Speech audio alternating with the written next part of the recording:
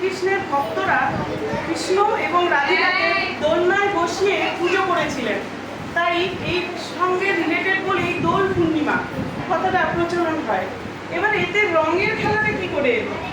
ভগবান শ্রীকৃষ্ণ তার প্রেমিক রাধিকা এবং গোপীদেরকে রং দিয়ে প্রেম নিবেদন করতেন। রং মানে আবির, তখন তো রং ছিল না, আবির দিয়ে এই প্রেম নিবেদন করেছিলেন। তো সেখান থেকে রং খেলার প্রচলনটা শুরু হয়। এবারে আসি হোলি, আমরা বলছি হ্যাপি হোলি। এবার হোলিটা কি? আমরা চলতি কথা একটা কথা সবাই জানি যে ন্যাড়া পোড়াই। ন্যাড়া পোড়ানোটা কি? যত অশুভ শক্তি আছে সেই অশুভ শক্তিগুলোকে দহন করে শুভ শক্তির আগমন আমরা জানাই, হোলি দহন বা ন্যাড়া পোড়ানো।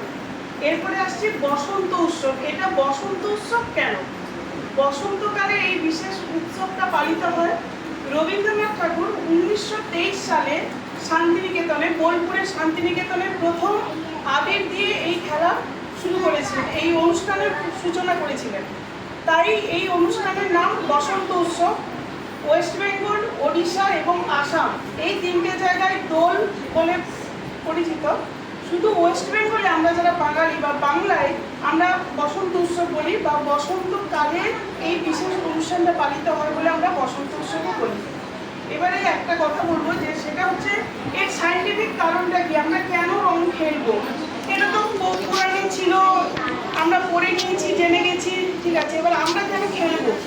আগে যে রঙগুলো তৈরি হতো বা আবিরগুলো তৈরি হতো, নিম, কাঁচা হলুদ এইসব দিয়ে কিন্তু রং তৈরি হতো। এখনকার দিনের মধ্যে কেমিক্যাল রং আগে ছিল না।